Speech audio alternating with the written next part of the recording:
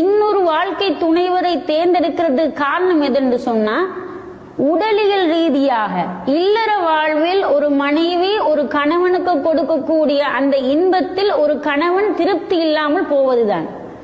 ஏனென்று சொன்னால், திருமணம் என்று சொன்னாலே கணவன் மனைவி இரண்டு பேரும் மனம் உவந்து செய்யக்கூடிய ஒரு ஒப்பந்த வாழ்க்கை, இரண்டு பேரும் இரண்டரை கலந்து வாழக்கூடிய ஒரு நிம்மதியான ஒரு வாழ்வு.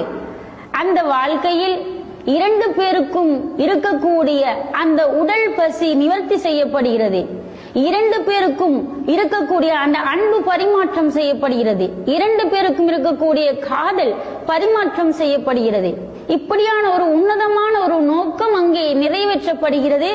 ஹலாலான முறையில் ஒரு ஆணோ பெண்ணோ இந்த தன்னுடைய உடல் ரீதியான உணர்வை தனித்துக் கொள்ள நினைக்கிறார்.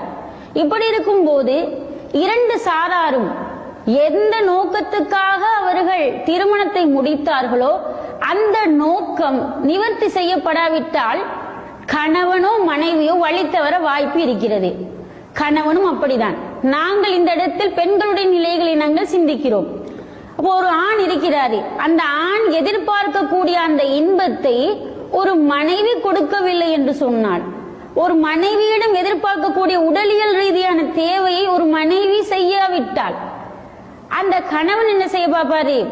இவள் சரிப்பட்டு வரமாட்டாள்.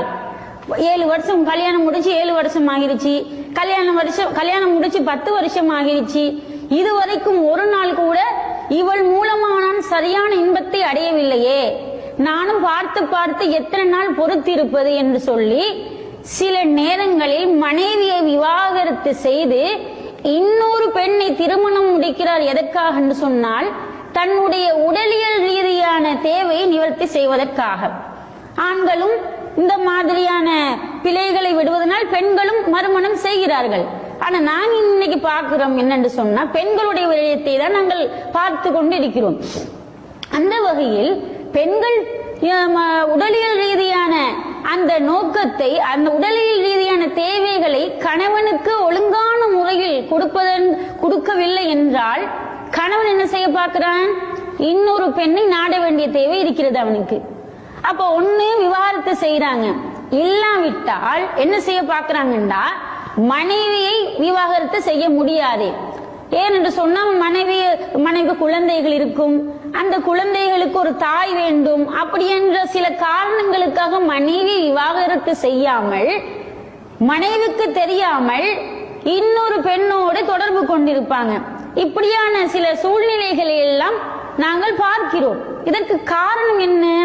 பெண்கள் நாங்கள் ஆண்கள் என்ன அந்த நோக்கத்திற்காக எங்களை திருமணம் முடிக்கிறார்களோ, என்ன தேவைகளுக்காக திருமணம் முடிக்கிறார்களோ, அந்த தேவை எங்களிடத்தில் போதுமானதாக எங்களால் நிறைவேற்றப்பட முடியாமல் இருக்கிறது. அது போன்ற பிரதான காரணத்தால் பெண்கள் நாங்கள் விவாகரத்து செய்யப்படுகிறோம் என்பதை நாங்கள் முதன்மையாக புரிந்து கொள்கிறோம். இந்த விடயங்கள்ல சொல்றதுக்கு சில பேர், சில ஆண்களை கூச்சப்படுவார்கள். உதாரணத்துக்கு, மனைவி எனக்கு சரியான முறையில் இன்பம் அளிக்கவில்லை, மனைவியோடு எனக்கு உறவு சரியான முறையில் அவள் எனக்கு இன்பத்தை தரவில்லை என்பதை வெளியில போய் சொல்வதற்கு அவனை கூச்சப்படுவான். அவன் என்ன செய்வான் தெரியுமா? மனைவி சரியில்லை, நடத்த கட்டவ என்று சொல்லி விவாகரத்தை பெறக்கூடிய வழி கூட இருக்கும். உண்மையான காரணத்தை சொல்லாம வெக்கப்பட்டுட்டு மனைவி அப்படி மோசம், சரியில்லை, பிள்ளைகள் விடயத்தில் மனைவி இப்படி இருக்கிறாள், இந்த மாதிரி